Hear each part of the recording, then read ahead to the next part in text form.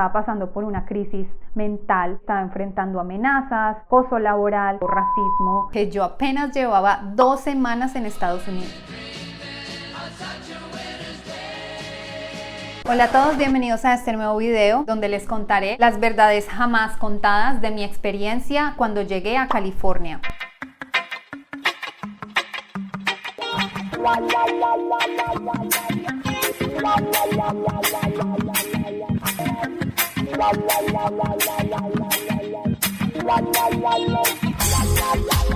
Muchas veces uno se viene y hay gente que piensa que todo es color de rosa, muchas otras personas piensan que uno la tiene súper fácil, pero se encuentran con una realidad muy distinta y se estrellan. Otras personas simplemente viajan y no les pasa nada y muy bien por ellos, gracias a Dios. A mí me pasaron muchísimas cosas cuando yo llegué a este país. Recordemos que en el primer video yo les conté cómo hice para conseguir un trabajo de oficina desde Colombia en Estados Unidos, y en el segundo video les conté mi experiencia de cuando por primera vez llegué a este país de forma legal, a posicionarme en mi trabajo y a prepararme para ello. Si no lo han visto, se los voy a dejar aquí. Pero bueno, la verdad no hay una regla para todo el mundo, pero sí es muy importante que sepas qué hacer en el caso de que te pasen las cosas que a mí me pasaron. Es necesario que tú sepas y conozcas qué hacer para que esas experiencias no te tumben y no te devuelvan al país de donde saliste a buscar nuevas oportunidades. Tirar la toalla es muy fácil, y con esta introducción voy a seguir contando qué pasó después de que yo ya empecé a trabajar en este país, en la oficina, con mis compañeros que en su mayoría eran asiáticos y tenía alguno que otro compañero americano.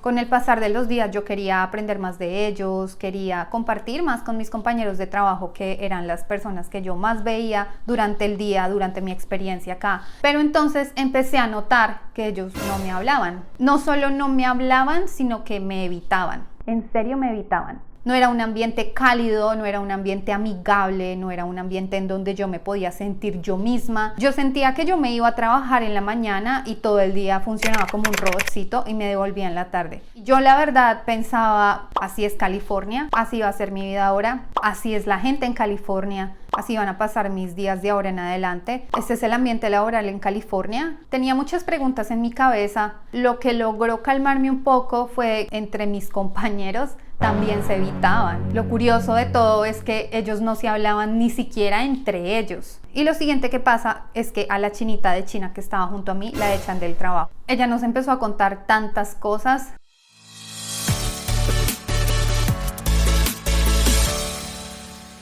La despedida de la china fue lo que realmente reventó una bomba que estaba a punto de estallar. Este coreano nos estaba vigilando, no nos deja hablar entre nosotros. ¿Cómo así que no nos dejan hablar entre nosotros? ¿Cómo así? Entonces yo como carajos voy a aprender inglés. Simplemente él tenía miedo de que le robáramos los clientes, entonces todo el tiempo revisaba que no nos lleváramos ningún archivo, todo el tiempo revisaba que no habláramos entre nosotros para no tramar algo. Y para mí fue un shock bastante grande porque yo veía al coreano y aunque sí se me hacía estricto y la verdad un poco muy aburrido el ambiente laboral, y escuchar todo lo que esta chinita de la China decía fue un choque para mí, un conflicto emocional, y realmente no sabía cómo tomar las cosas, pero sabía que pues tenía que seguir trabajando. Nadie de los que estaban ahí estaban contentos. Los únicos 2 americanos renunciaron, mientras que los asiáticos y yo no podíamos renunciar porque éramos nuevos en el país, éramos inmigrantes. Era muy complicado decir, como los americanos, renuncio y me voy a buscar otro trabajo. No era tan sencillo para nosotros.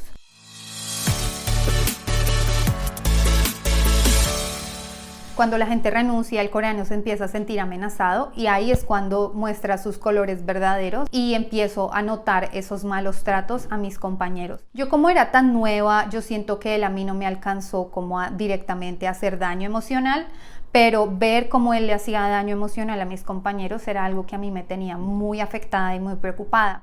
Y estaba incluso siendo aún más controlador de lo que ya venía haciendo. Este tipo empezó a hacer cosas ilegales, nos mandaba correos diciéndonos que nos estaba monitoreando por cámara, que él podía ver lo que estábamos haciendo en las pantallas y que tenía micrófonos y podía escuchar lo que decíamos, que si cambiábamos de empresa nos deportaba, que si hablábamos entre nosotros nos deportaba, que si almorzábamos juntos nos deportaba, que si reportábamos el ambiente laboral de la empresa nos deportaba. O sea, era un acoso laboral absurdo. La buena noticia y lo que a mí me salvó es que mi sponsor también era la sponsor de la chinita de China y del filipino. Afortunadamente, la chinita de China y el filipino habían venido reportando estos acosos laborales y mi sponsor ya tenía un conocimiento de que algo no estaba funcionando bien. Yo tenía dos opciones: hablar con mi sponsor y ver qué solucionábamos, o devolverme a Colombia. Cuando yo hablé con mi sponsor y le reporté lo que estaba pasando y le dije, estoy preocupada porque veo gritos, veo malos tratos, veo humillaciones, veo racismo, mi sponsor me dijo, yo soy consciente de la situación que se vive allá. Todo esto que les estoy contando pasó solo en las 3 primeras semanas. También cabe mencionar que yo no podía simplemente renunciar y ya, porque todo el dinero que yo tenía lo gasté en este programa y los ahorros que yo llevaba los usé para pagar el arriendo del cuarto, la tarjeta de crédito asegurada, algunos otros gastos. Dinero de sobra no tenía. ¿Qué me tocaba hacer? Aguantarme.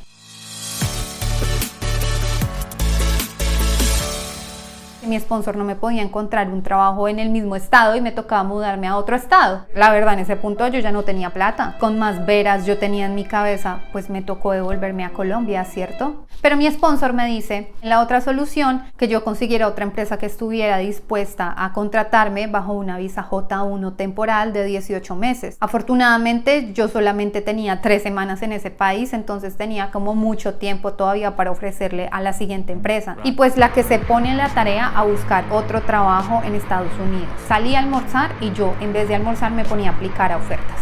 Obviamente en el trabajo no podía hacer nada porque como el coreanito nos estaba monitoreando la pantalla, no había forma de que yo hiciera nada.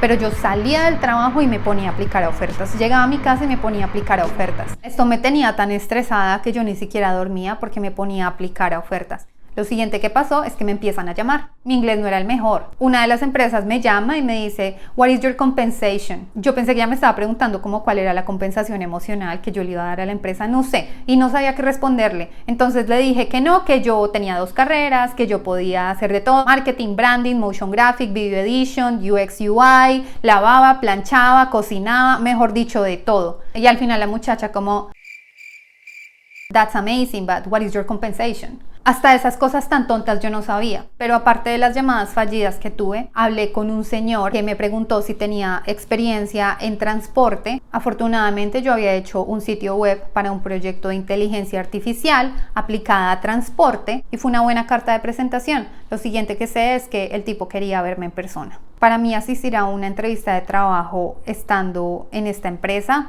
era un reto muy grande porque primero de eso dependía mi futuro y segundo, las horas que yo dejara de asistir al trabajo por ir a una entrevista laboral eran horas que a mí no me pagaban y para mí eso fue determinante. Yo dije, voy a dejar de ganar dinero aquí, así que tengo que conseguir el otro trabajo allá. Y me fui con toda la actitud a conseguir el otro trabajo.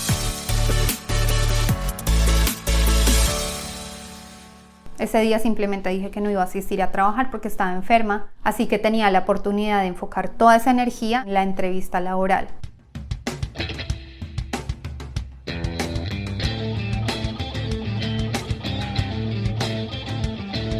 Yo llego a esta empresa en UTC San Diego, el clima estaba perfecto, el cielo estaba despejado, los pajaritos cantaban, era la señal que yo necesitaba. Yo tenía que conseguir ese trabajo. Yo me presento súper determinada que lo tengo que conseguir. Eran 2 señores súper queridos. Ustedes no me lo van a creer, pero la entrevista duró 2 horas. Ese inglés a mí me fluía y yo hablaba como si fuera una nativa. O sea, yo saqué un ímpetu porque yo dije, ¿es esto o es nada? Un poder de la palabra en esa reunión. Les mostré que yo hacía marketing, diseño, motion graphics, video edition, mejor dicho. Y ellos estaban necesitando un diseñador gráfico que hiciera de todo porque era una startup. Entonces eran como un trade-off, right? Ellos me daban a mí mucha experiencia y yo les daba a ellos todo mi conocimiento. Claramente hablamos del salario, claramente hablamos del tipo de contrato laboral. Yo llegué aquí sin saber cuáles eran los tipos de contrato, cuál era un rango estándar para mi cargo, para mi posición. A mí no me dijeron cuánto me iban a pagar, tampoco me dijeron si yo había quedado contratada, ¿no? El siguiente paso era ellos comunicándose con mi sponsor. Eso fue un viernes. El sábado y domingo para mí fue muy duro tener que esperar esa respuesta. Claramente lo primero que yo hago es hablar con mi sponsor y preguntarle si ya ella había obtenido respuesta de esta empresa, y sí había obtenido respuesta. Ellos le dijeron a mi sponsor que sí me querían contratar. No, hombre, pues para mí eso fue como si me llegara el alma al cuerpo. La idea de volverme a Colombia estaba completamente descartada, eso era una luz en el camino, y ya lo siguiente fue renunciarle a este señor arrogante. Yo llego con mi carta de renuncia. El tipo me dice que una inmigrante como yo no necesitaba ni siquiera hacer una carta de renuncia, porque simplemente con dejar de ir a la oficina era suficiente. Así o más, después de esa experiencia, lo que seguía era prepararme para esta nueva empresa, estudiar la industria, estudiar la historia de la empresa, estudiar el modelo de negocio. Durante este tiempo yo me preparé para eso. Ellos me mandan el contrato laboral, pero resulta que ellos no me iban a pagar lo que había pedido y tampoco me iban a dar el tipo de contrato laboral que yo les había sugerido. Me iban a pagar más. Y no solo me iban a pagar más, sino que me iban a dar un tipo de contrato laboral salary, no hourly como yo les había pedido, sino salary, que significa algo así como un contrato indefinido, que es muchísimo mejor. Y esto significa que yo iba a tener mucha más estabilidad laboral. Mi sponsor ni siquiera podía creerlo, porque la realidad es que cuando tú te vienes en este tipo de programas, internship y traineeship, te pagan una miseria. Y aunque a mí no me iban a pagar millonadas, era el doble de lo que me iban a pagar en esta otra empresa. Claro que no fue solamente aplicar y atender entrevistas de trabajo. Tuve que trabajar en mi hoja de vida, arreglar mi portafolio, adaptar mi hoja de vida al perfil profesional que esta empresa nueva estaba solicitando y prepararme para la entrevista. He aprendido tantas cosas de ese proceso que simplemente no lo podría comprimir en un solo video. Yo entro a trabajar y esta empresa era maravillosa. Adivinen qué, sí hablaban entre ellos. La gente era tan respetuosa, la gente era eran tan humanos. No voy a decir que había una compinchería, pero sí había un trato humano. Nos saludábamos, nos preguntábamos sobre cómo estuvo nuestro fin de semana, cómo está tu familia, conversaciones tan normales que todos los seres humanos tienen. Era normal. Y por fin yo tenía la oportunidad de experimentar cuál era el ambiente laboral en California. Chill, relajado, una calidad humana increíble. La empresa nos daba un montón de comida, nos consentían. Para mucha gente era normal, pero para mí era lo mejor del mundo. O sea, yo me sentía una rockstar, me sentía divina, regia, elevada, toda una ejecutiva. Para mucha gente era normal, pero para mí no. Para mí era triunfar en otro país por lo alto. Yo me sentía muy orgullosa, me sentía muy feliz, entusiasmada, emocionada por todas las nuevas cosas que iban a venir en el futuro. Y mirándolo en retrospectiva, yo estoy tan agradecida con esta primera empresa por haber sido tan mierda. Porque si ellos no hubieran sido así, no me hubieran empujado hasta el límite, yo no hubiera tomado la decisión de saltar y tomar otra oportunidad.